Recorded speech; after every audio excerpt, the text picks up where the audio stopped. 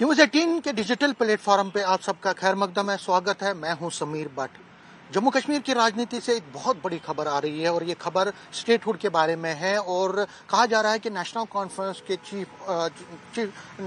के vice president और chief minister Omar Abdullah कुछ दिनों में ही नेशनल कॉन्फ्रेंस और उनके अलाई इंडिपेंडेंट एमएलएज की एक मीटिंग श्रीनगर में बुलाने जा रहे हैं। और उस मीटिंग के बाद स्टेट कैबिनेट की मीटिंग होगी जिसमें स्पेशल सेशन बुलाने की मांग की जाएगी। एलजी मनोज सिन्हा से रिकमेंडेशन एक्चुअली दी जाएगी, उनको भेजी जाएगी कि जम्मू कश्मीर असेंबली का एक स्पेशल सेशन, 2 दिन का स्पेशल सेशन श्रीनगर में बुलाया जाए ताकि स्टेटहुड के इशू पे वहां पे बहस हो, एक रेजोल्यूशन पास किया जाए। सेंट्रल गवर्नमेंट से मांग की जाए कि स्टेटहुड का जो मुद्दा है, स्टेटहुड की जो रेस्टोरेशन है, रियासत की बहाली है, उसको जल्द से जल्द किया जाए। ये खबर जो नेशनल कॉन्फ्रेंस के सूत्र हमें बता रहे हैं कि अगले हफ्ते मीनस मंडे के बाद कभी भी लेजिस्लेटर्स की मीटिंग होगी और उसमें उसके बाद कैबिनेट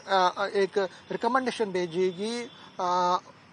एलजी मनोज सिन्हा को, जिसमें असेंबली का एक स्पेशल सेशन बुलाने की मांग की जाएगी। 2 दिन का स्पेशल सेशन बुलाया जा सकता है। हालांकि जो असेंबली का सेशन है, जो नॉर्मल में जो कश्मीर में होता है, वो सितंबर में होना है, लेकिन उससे पहले ही 2 दिन का स्पेशल सेशन बुलाने की मांग की जाएगी अगस्त के महीने में ही, पहले जो पहला वीक या दूसरे वीक में, ताकि जो स्टेटहुड है, रियासत के दर्जे की बहाली के मुतल्लिक जो है उसमें मेंबर जो है बहस करे और उसके बाद एक यूनानिमस तरीके से एक रेजोल्यूशन वहां से पास किया जाए, जो कि स्पीकर की तरफ से एक रेजोल्यूशन जो नेशनल कॉन्फ्रेंस की तरफ से मूव किया जाएगा। उसके बाद जो असेंबली है उसको अडॉप्ट करेगी और उसके बाद वो एक जो रेजोल्यूशन की जो कॉपी है सेंटर को भेजी जाएगी और मांग की जाएगी कि जो कमिटमेंट है प्राइम मिनिस्टर ने किया है या जो यूनियन होम मिनिस्टर ने किया है या बाकी सेंट्रल लीडर्स ने किया, उस कमिटमेंट को अब जल्द से जल्द पूरा किया जाए। अनुकूल हालात हैं, जो बीजेपी ये दवा कह रही है कि अप्रोप्रिएट टाइम पे स्टेटहुड की रेस्टोरेशन होगी, तो कहा जा रहा है कि इस रेजोल्यूशन में ये कहा जा रहा है कि अभी के अनुकूल हालात हैं, उस तरह के हालात हैं इस वक्त कि आप स्टेटहुड का दर्जा दें। आपने कमिटमेंट की है, आप जल्द से जल्द रियासत की बहाली की जाए, क्योंकि ड्यूअल पावर सिस्टम जो है वो बहुत ही बुरा है, उसका एक्सपीरियंस अच्छा नहीं है और उससे कन्फ्यूजन है। यहाँ जम्मू कश्मीर में लोगों का काम नहीं हो रहे हैं, लोगों में कन्फ्यूजन है, ब्यूरोक्रेट्स में कन्फ्यूजन है, पॉलिटिकल मेंबर्स जो लेजिस्लेटर्स हैं उनमें कन्फ्यूजन है, जो गवर्नमेंट है, जो पॉपुलर गवर्नमेंट इलेक्टेड हुई है उसमें कन्फ्यूजन है, उनको पावर्स इतने ज़्यादा नहीं मिल रहे हैं। तो कहीं ना कहीं एक मांग की जाएगी इस सेशन के दौरान, जो डिबेट के बाद जो एक करारदाद जो पास की जाएगी उसमें कहा जाएगा। तो ये एक बड़ी खबर आ रही है, लेकिन इसमें यह भी खबर आ रही है कि क्या कांग्रेस के लेजिस्लेटर्स को इसमें शामिल किया जाएगा, ये इस पर असमंजस है। क्योंकि कांग्रेस के लेजिस्लेटर्स की अगर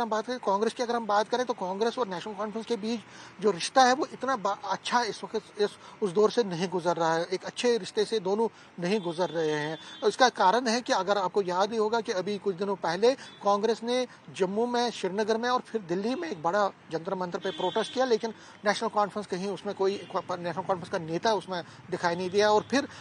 उमर अब्दुल्ला जो चीफ मिनिस्टर है, उन्होंने ये तक कहा श्रीनगर में, जब उनसे बात पूछा गया कि कांग्रेस ने आपको क्या बुलाया नहीं था, उन्होंने कहा कोई बात नहीं हुई, उन्होंने हमें बुलाया नहीं, हमें तो न्यूज़पेपर्स के जरिए ये पता चला कि उनका प्रोटेस्ट है, हम उसमें देख रहे थे। तो कहीं ना कहीं उन्होंने अपनी नाराजगी जताई। हालांकि जब राहुल गांधी ने और मल्लिकार्जुन खड़गे जो कि कांग्रेस के बड़े नेता हैं, उन्होंने जब प्राइम मिनिस्टर को लेटर लिखी और स्टेटहुड रेस्टोरेशन की मांग की, रियासत की बहाली की मांग की, रियासत के दर्जे की मांग की, बहाली की मांग की जम्मू कश्मीर की, तो तब उमर अब्दुल्ला जम्मू में थे, उन्होंने उसका वेलकम किया था। लेकिन उसके बाद जब कांग्रेस ने इसमें लीड ली, श्रीनगर में, फिर जम्मू में प्रोटेस्ट किए, फिर दिल्ली में प्रोटेस्ट किए और नेशनल कॉन्फ्रेंस को नहीं बुलाया, तो ये चीज़ उमर अब्दुल्ला को गवारा नहीं हुई, उनको अच्छा नहीं लगा। और उसके बाद ही एक प्रेशर बढ़ गया नेशनल कॉन्फ्रेंस पे। कहा जा रहा है कि नेशनल कॉन्फ्रेंस के जो नेता है, नेशनल कॉन्फ्रेंस के जो लीडर हैं, वो ये बात करने लगे। और चीफ मिनिस्टर ने भी कहा कि हमारा स्टेटहुड का मुद्दा तो नेशनल कॉन्फ्रेंस का है, हमने तो इसमें लीड लिया, हमारे पोल मैनिफेस्टो में है। हाँ, कांग्रेस इस पर प्रोटेस्ट कर रही है, वो प्रोटेस्ट कर रही है, हमारा हक, हमारी रियासत हमारा हक के नारे के साथ वो कर रही है, लेकिन हम भी इसमें लीड है और हमने नेशनल कॉन्फ्रेंस ने इसमें लीड ली है। तो कहीं ना कहीं वो ये सोच रहे थे कि ये दर्शा रहे थे कि कहीं ना कहीं कांग्रेस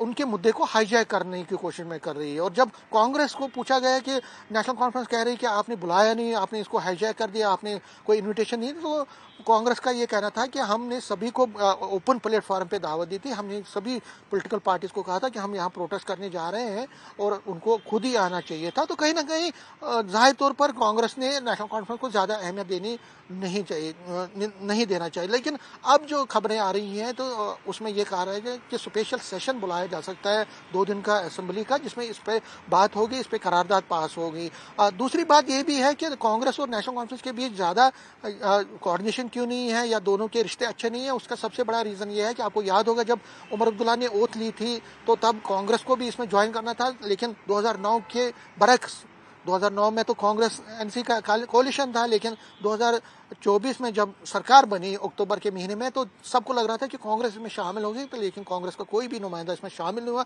तब ये कहा जा रहा है कि जो उमर अब्दुल्ला के सामने कांग्रेस ने ये शर्त रखी कि उनका एक नहीं बल्कि 2 जो बड़े नेता हैं उनको कैबिनेट में शामिल किया जाए। लेकिन उमर अब्दुल्ला ने अपनी बेबसी जाहिर की, उन्होंने कहा कि मैं सिर्फ एक को अकोमोडेट कर सकता हूं। तो उसकी बिना पे फिर कांग्रेस में बात नहीं बनी, उनको ये वो चूज नहीं कर पाए कि किस नेता को इसमें शामिल करवाए, तो इसीलिए फिर कांग्रेस इसमें शामिल नहीं है। तो उसके बाद ही न तो कोई कोऑर्डिनेशन कमेटी की मीटिंग हुई दोनों में। अगर आपको याद होगा 2009 में कोऑर्डिनेशन कमेटीज की लगातार मीटिंग्स होती थी कांग्रेस और नेशनल कॉन्फ्रेंस के बीच में, लेकिन इस बार कोई न तो मीटिंग होती है, न दोनों पार्टियों के लीडरों के बीच आपस में कोई ज़्यादा बातचीत होती है। और जाहिर तौर पर बहुत ज़्यादा अच्छे रिश्ते नहीं है ग्राउंड पे भी और ऊपरी सतह पे भी। लेकिन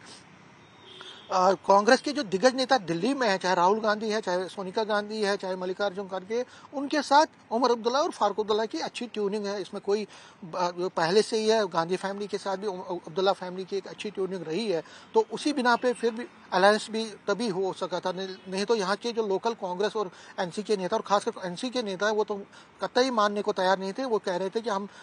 कांग्रेस के साथ कोई अलायंस हमें नहीं करना चाहिए और हमें खुद ही जो है चुनाव लड़ना चाहिए, अपने बलबूते पे चुनाव लड़ना चाहिए। खैर वो उसमें फिर छः सीटों में फ्रेंडली फाइट हुई और कांग्रेस का जो बुरा हाल हुआ जम्मू में और कश्मीर में भी 5 ही सीटें ले पाई, जम्मू में तो 1 ही सीट ले पाई, वो तो सबको पता ही होगा। लेकिन उसके बाद उमर अब्दुल्ला जिस तरह से प्रेज करने लगे नरेंद्र मोदी की, जो कि कांग्रेस के सबसे कट्टर दुश्मन है, पॉलिटिकल दुश्मन, सियासी दुश्मन है, उनकी जिस तरह से वो तारीफ करने लगे फोरमों पे, प्लेटफॉर्म पे, पब्लिक रैलीज में, जगह जगह पे, और उस ये सिलसिला चलता रहा, उससे कांग्रेस के लोग और ज़्यादा नाराज़ हो गए और दोनों के बीच जो खाई है और ज़्यादा बढ़ गई। कांग्रेस जो उमर अब्दुल्ला है उन्होंने क्रेडिट देना शुरू कर दिया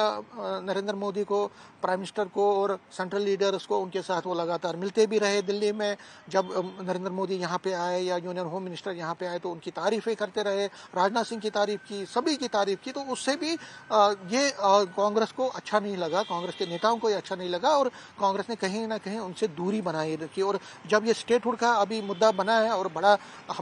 हमारी रियासत हमारा हक का जो प्रोग्राम कांग्रेस ने किया श्रीनगर, जम्मू और दिल्ली में, उसमें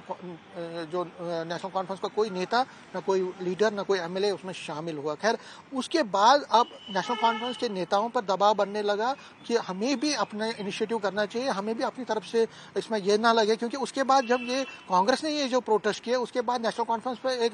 टारगेट करने लगी, पीडीपी करने लगी, बाकी पार्टियां कि नेशनल कॉन्फ्रेंस सोई हुई है, नेशनल कॉन्फ्रेंस सोई हुई है, कोई काम नहीं हो रहा, कोई बात नहीं हो रही है स्टेटहुड पे। हालांकि नेशनल कॉन्फ्रेंस लगातार इस पर बात तो कर रही है, लेकिन पब्लिक फोरम में जो एक परसेप्शन बनाया गया, एक नैरेटिव बिल्डअप किया गया कि कांग्रेस ही सिर्फ स्टेटहुड मांग रही है, नेशनल कॉन्फ्रेंस नहीं मांग रही है। तो कहीं ना कहीं अब उस चीज़ को डैमेज कंट्रोल करने के लिए इसको दोबारा से एक सेशन के तौर पर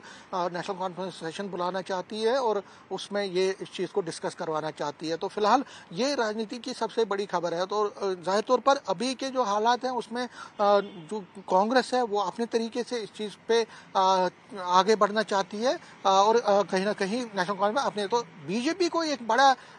एक तरह से एक मौका मिलता है, जैसे भी कभी बात इस पर जो कांग्रेस और नेशनल कॉन्फ्रेंस आपस में ही इस चीज़ पे फाइट करने लगते हैं, तो नेशनल बीजेपी इस पे मजाक चुटकी लेती है और फिर एक बार नेशनल कॉन्फ्रेंस के इस लाइकली मूव पे, जो अभी कंफर्मेशन 100% नहीं है, लेकिन जो सूत्र कह रहे हैं, एक कंफर्म सोर्सेस कह रहे हैं कि ऐसा हो सकता है। एक दो दिन में सारी तस्वीर साफ होगी। लेकिन बीजेपी ये कह रही है कि देखिए ये सेशन बुलाया है या कुछ भी करे, हमने ये वाज़ा किया है, हमारी सेंट्रल लीडरशिप ने वाज़ा किया है कि अप्रोप्रिएट टाइम पे ये स्टेटहुड रियासत की बहाली हो जाएगी, रियासत के दर्जे की बहाली हो जाएगी। उनका ये भी इल्ज़ाम है, वो एलिगेशन लगा रहे हैं कि पिछले 9-10 महीने में उमर अब्दुल्ला सरकार ने कुछ नहीं किया, वो फेल हो गई हर मोर्चे पे, और लोगों का ध्यान भटकाने के लिए वो तरह तरह के हथकंडे अपना रही है। वो कभी कांग्रेस को सामने कर रही है, उनसे प्रोटेस्ट करवा रही है, कोई और चीज़ कर रही है। लेकिन उनका ये कहना है कि लोगों का ध्यान भटकाने के लिए ये सब कुछ हो रहा है। तो फिलहाल जो चीज़ें सामने दिख रही है उसमें यही है कि बीजेपी कुछ ज़्यादा इंप्रेस नहीं है इस चीज़ से। वो ये कह रही है कि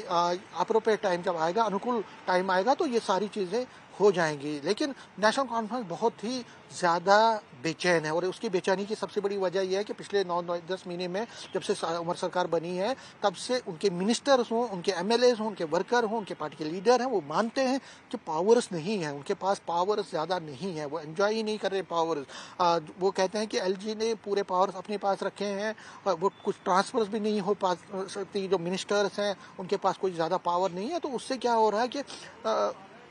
लोगों में एक कंसेप्शन जा रहा है कि जो परसेप्शन जा रहा है कि उमर सरकार जो है वो कोई काम नहीं कर रही है, उनकी जो एक्सपेक्टेशंस है वो ज़्यादा पूरी नहीं हो पा रही है।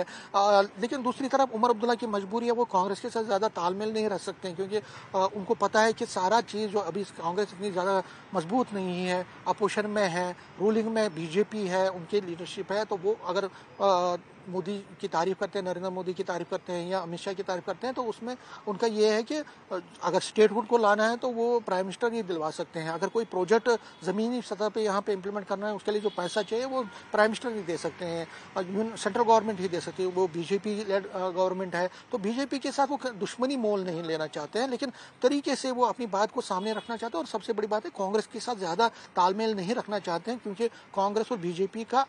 जो है सियासी एक ज़बरदस्त आपस में दुश्मनी है। सियासी तौर की बात कर रहा हूँ, सियासी पॉलिटिकल राइवल्स हैं नेशनल लेवल पे। तो उमर अब्दुल्ला को पता है कि ज़्यादा मैं कांग्रेस के पास जाऊंगा तो उससे उनकी जो कोशिशें हैं स्टेटहुड के लिए और बाकी चीज़ों के लिए या पैसा लाने के लिए, वो उसमें बड़ी खलल बन सकती है, उसमें सेटबैक लग सकता है। तो कहीं ना कहीं एक राजनीति चल रही है, कांग्रेस भी अपनी तरफ से एक राजनीति कर रही है। कांग्रेस को लग रहा है कि उमर अब्दुल्ला सरकार जो है कुछ ज़्यादा अच्छा नहीं कर रही है, तो कहीं ना कहीं अगर वो उसके क्लोज जाएगी तो लोग कांग्रेस को भी उसमें एंटी इनकम्बेंसी में उसको नुकसान पहुंचाएंगे। तो कहीं ना कहीं एंटी इनकम्बेंसी फैक्टर से बचना चाहती है कांग्रेस, तो कांग्रेस इसलिए दूरी बनाए हुए है उमर अब्दुल्ला सरकार से। उमर अब्दुल्ला भी अपनी तरफ से थोड़ी दूरी बनाए हुए हैं, क्योंकि उनको लगता है कि बीजेपी उनका कायाकल्प कर सकती है। तो कहीं ना कहीं राजनीति है, राजनीतिक बिसात पे अब जो अगला मूव है कांग्रेस की एजिटेशन के बाद, वो स्पेशल सेशन के जरिए नेशनल कॉन्फ्रेंस अपना मूव करना चाहती है और अपने कैडर को ये समझाना चाहती है, अपने वर्कर को ये बावर करवाना चाहती है कि हम बैठे नहीं हैं, रुके नहीं हैं। और आपको याद होगा जब पहलगाम में अटैक हुआ था उसके बाद भी एक